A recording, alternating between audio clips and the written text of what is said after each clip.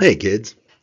All right, today we're talking Big Daddy himself, Jerry Cadorette. He's got a match with Vitaly Leletin coming up at East First West 20.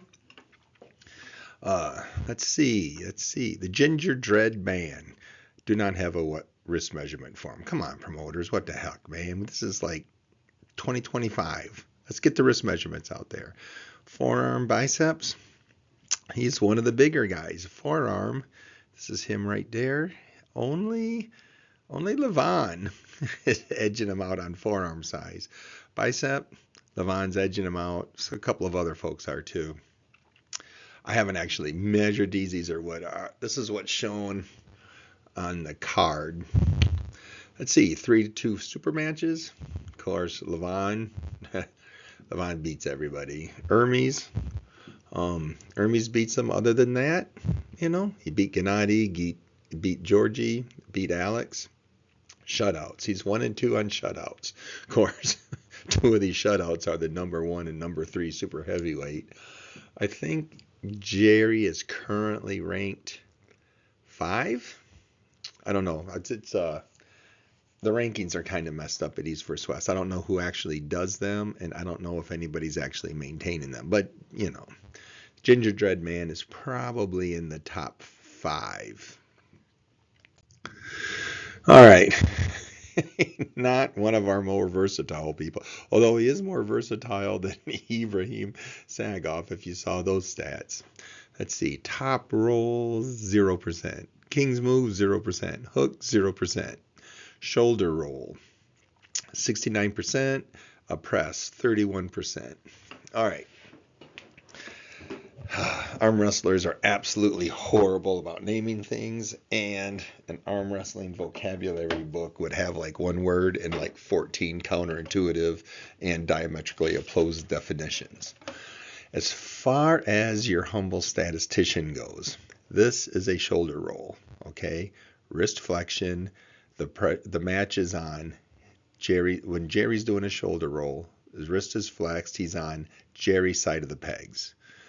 When Jerry is doing a press, okay, the wrist is flopped, but not always. I don't know if you can actually press with your wrist flat, but the major difference is under a press, you are on the opposite side of the pegs, okay? So this is a little bit more tricep involved, and this is a little more shoulder driven, hence shoulder roll, okay? Let's see. I hope that clears you up. I'm sure, of course, this is the internet and this is 2025. So just saying that will spark all kinds of arguments in the comments. But hey, it's my video, my rules. All right. Rounds. He's 9 and 11. Of course, we know, what was it, 4? 7 of those was Levon and Hermes. Wins on pins. He's only won 2 on fouls. He himself has never fouled out. I actually thought these fouls out would be easier because a lot of people top roll against him, and when Jerry's pressing, a lot of times he will press a top roller off the pad. Although in these matches he's primarily shoulder rolling. The old WAL Jerry was a more pressing guy, so he manufactured a lot of fouls on the other guys. Okay, so winning moves. 5 shoulder rolls, 4 presses. So I guess he does both kinds of arm wrestling, inside and outside. Losses. 10 top rolls, 1 hook. The top roll, especially in the super heavyweights, is super popular. I coach people to hook pressers, but these super heavyweights, they got a different plan. Of course, these super heavyweights are all super tall. Near side, buckle side, 6-4. Buckle's not a hindrance to him. He's on the far side, 3-7. You put the straps on. He won 100% of his strap matches when he had the buckle. He lost 100% of the matches when he did not have the buckle. Without the straps, he's tied, 3-4, 3-4. Ready, go. 110, lost 17, tied 20.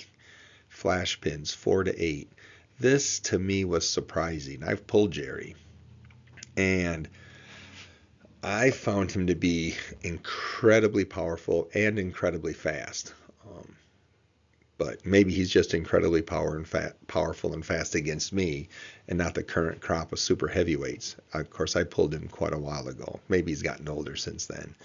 But I thought his speed, I thought pressers, shoulder rollers and pressers, typically I would have expected them to be faster. But, that's why we do math.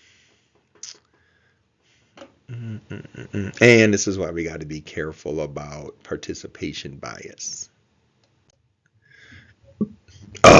Pretend this says Jerry Cadorette stats. I didn't change this. You guys have probably figured out by now that I overwrite the last presentation. So scratch this. Jerry Cadorette stats. All right. 55 matches, 2.8 matches per round. That's kind of high. That puts him like on this line. That's on the higher side of the categories. I really don't think this is driven by him. I think he's kind of hard and kind of intimidating to set up with. So I think he generates a lot of these matches by his opponents. Free grip 24, referee's grip 9, strap matches 15, referee and strap matches 6. So, you're splitting, what's that, 24 plus 9, so that'd be 38 versus 15 plus 6, which is 20. So, you're not going to get in a strap all that often. But when Georgie got in the strap, he actually pulled out of the strap on 3 separate matches. To see this little scrawny ref, we just got to get bigger refs for this man. He should be able to put the strap on tighter than that. But for that strap to come off on 3 separate matches in one super match, that's funny. I think he pulled out of the strap once on Michael Todd too. So be careful of that. He's like Houdini. He's Big Daddy Houdini, master of the strap escape. All in all, not the most versatile guy, but he's been doing these 2 moves. He's got 2 tricks, and those 2 tricks have carried him a long ways. He's very accomplished at those 2. We'll see how his the top roll is the primarily move people are beating him. That's Vitali's bread and butter, and Vitali has the reach for it. That'll be and I wouldn't be surprised if that match goes, I don't think it's a super heavy 3-0 either way, but I think Vitali might have an advantage, but Jerry pulls out some big wins on big people. All right, let's talk about arm wrestling and literature. This happened back in November 13, season 7, episode 5 of The Simpsons. Homer buys a dumbbell from the strongman, and he only trains one arm. I don't know why he didn't train both, but he only trained one. So once the bicep got a little bigger, see that little definition? He wagers a Texas penny to pull an arm wrestler from Texas. I'm not sure who this is. This is like Danny Gillian or Billy Ortagas or something. But Homer beats the Texan. And the Texan goes, oh no.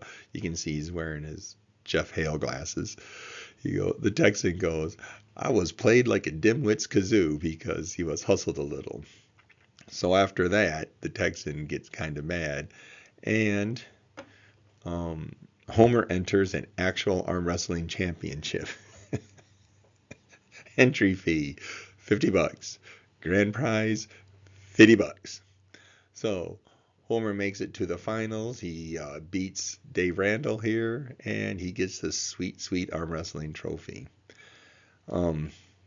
Obviously, this is completely fake because nobody ever looks away during an actual real arm wrestling match.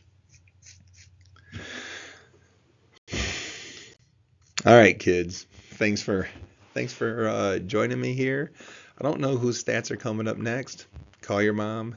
Do your JM presses. Love you guys.